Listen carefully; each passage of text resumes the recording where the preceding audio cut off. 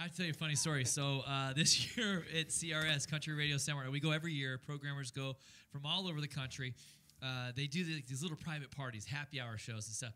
And I walked in this one room, and Kelsey's in there, and we were trying to shoot a video, and we were laughing so hard. It took us like 20 minutes to shoot just a 10-second video because we were laughing so hard. And that's when I really fell in love with him. I'm like, what a great guy, super infectious, great smile, handsome, right? Love it. So, dude, thank you. Thank you very much.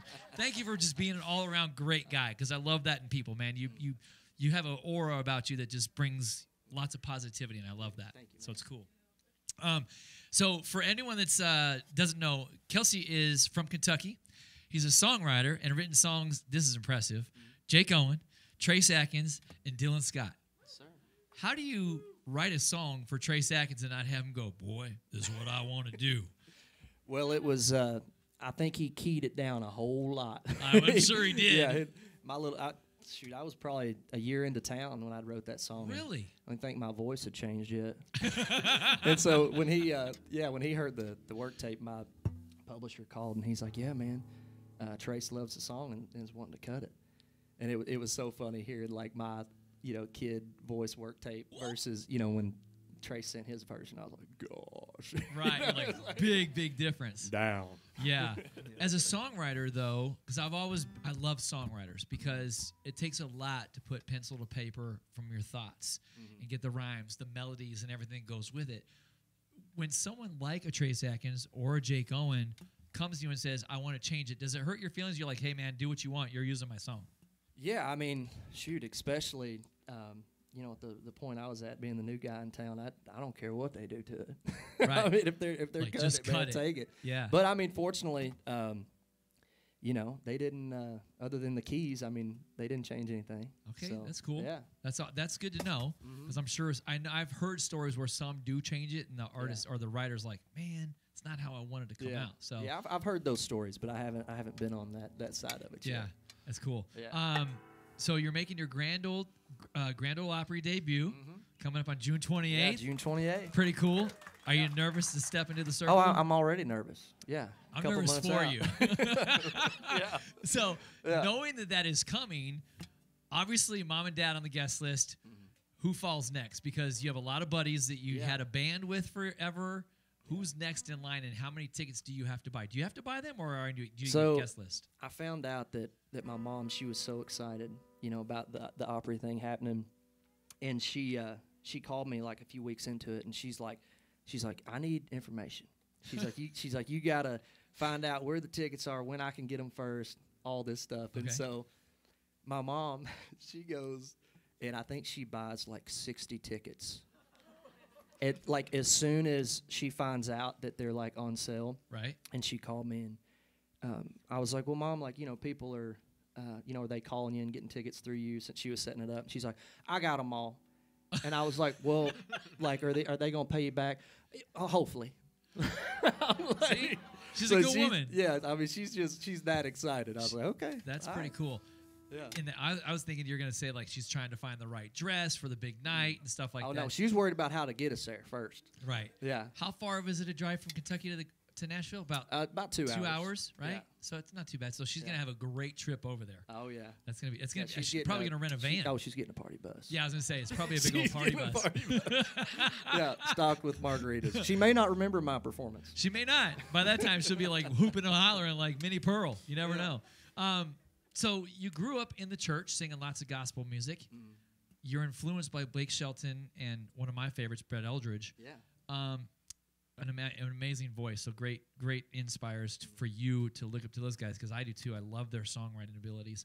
But what made you go more country than gospel? Yeah, I think growing up in church, that was, singing at church, that was just all the music that I'd sing, and I think, it was about halfway through high school, was when I, started listening to more country radio and just kind of falling into that. And I don't know, I just think over time it just kind of grew into a thing where it was the stuff that they were singing about is how I grew up. And, when I started getting introduced to that, I thought, well, that's what I want to sing about too. That's cool. I was thinking that you've done it for so long that you're just like, I want to move away from it because I don't want. Well, to I mean, do I that. was just a kid singing in church, So I kind of started, singing country music probably halfway through high school or so. So still pretty early. In high school, you formed a band with some buddies. Yeah, well, right after high school. Right after high school. I was 18 or 19. Talent shows. You won a couple talent shows. Won a couple talent shows. And then right out of high school, I went to barber school.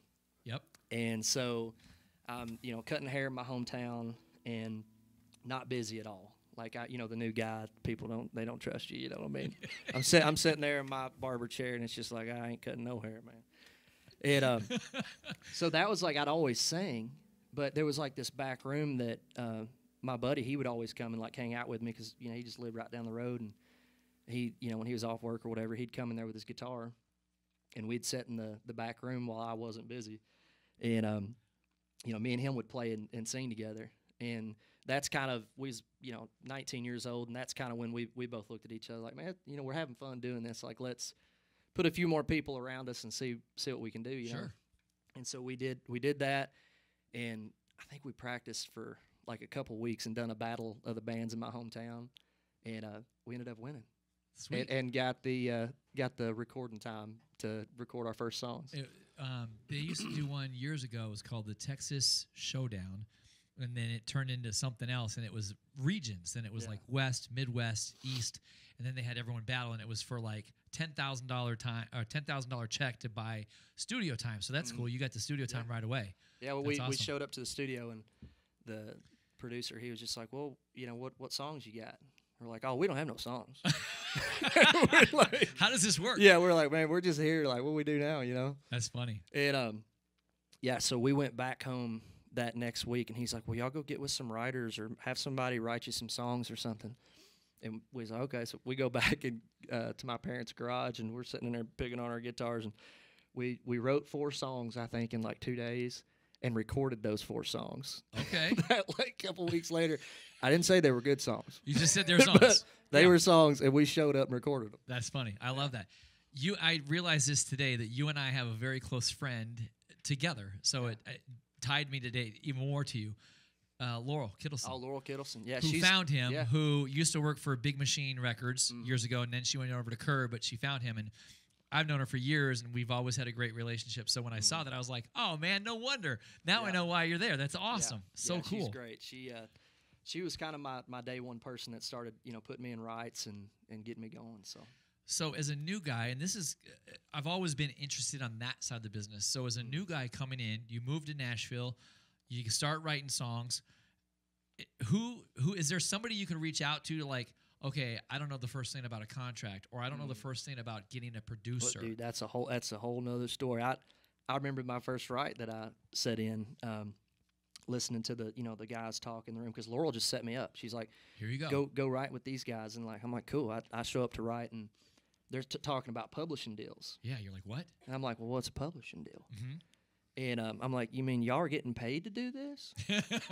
And they're like, oh yeah, we get paid a salary to write songs. I'm like, oh, well, cool, I can do this. Yeah, so it was like that was like the very beginning, So she threw me into the fire, but in a good way. Right. She kind of and I learned a lot just over those first, 7 or 8 years in town of doing that and being put in those rooms. That's another conversation that we can enjoy one time, because I still want to learn more, because I have a million questions and I don't want to waste them on this. Yeah. Okay, a couple favorite things I want to know about you. What's your favorite food? Steak. Okay. A medium meat and ribeye. Potatoes guy? Oh yeah. Medium really? Ribeye, mashed potatoes, mac and cheese. Okay, I got a perfect dinner spot for you guys tonight. Favorite movie? Probably Forrest Gump. Oh, great movie. I love Forrest Gump. Great movie. Who doesn't love Forrest, right? I love that one. Favorite sport? You played sports in high school. Basketball. Basketball. For sure, yeah. Who's your favorite team? Well, Kentucky guy. Okay, so yeah. Kentucky Wildcats. Yeah. Okay, there you go. As a player, who's your favorite player? Overall. Currently, I've been watching that in the NBA. Right. Watching Victor Wembanyama. Oh, he's crazy. Yeah, That's it's crazy. so good, so good. All right, so you've written songs for some big artists. First big purchase. What'd you do with your first big check? Did you buy a truck? Well, I ain't got one of them yet. No? Okay. Well, when the first big one rolls in with the number one song, what are we buying? Oh man. Andrew said, "Hey, Andrew's my neighbor, Andrew's got it and we're already by down the there. water." And he said, "Boat." So, yeah.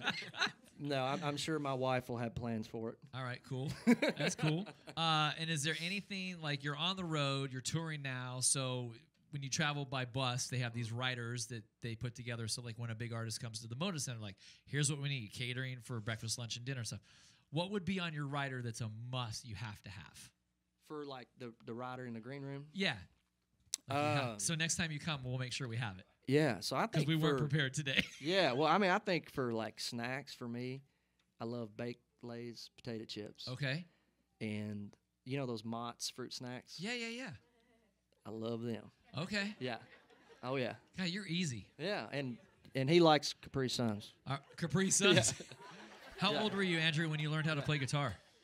Like 11 or 12. Really? Yeah. What's your favorite food?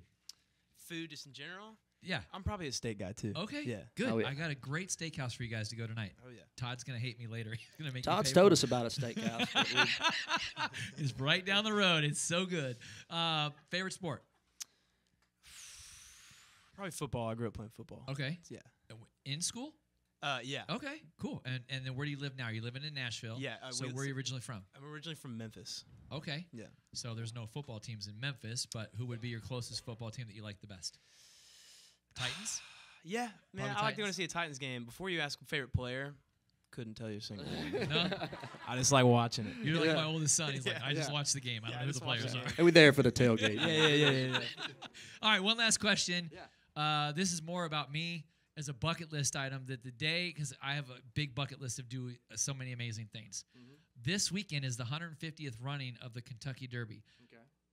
Is there a chance you're going to go home for that, or have you ever been to it? I have never been. Really? I From really Kentucky, haven't. and you've I never know. been there? Yeah, I know. That's pretty wild. So can we make a deal that when you do go, I'll fly there and we can go together? Well, let's do it, man. We'll do a I'm bucket down. list. Yeah. Because I'm not going to miss it. I never Yeah. miss it every year. I love it. Yeah. That's awesome. You guys ready for some more great music? Is he not Yeah. a great guy or what? I mean, that's what I love. Ladies and gentlemen, Andrew and Kelsey Hart, put it together.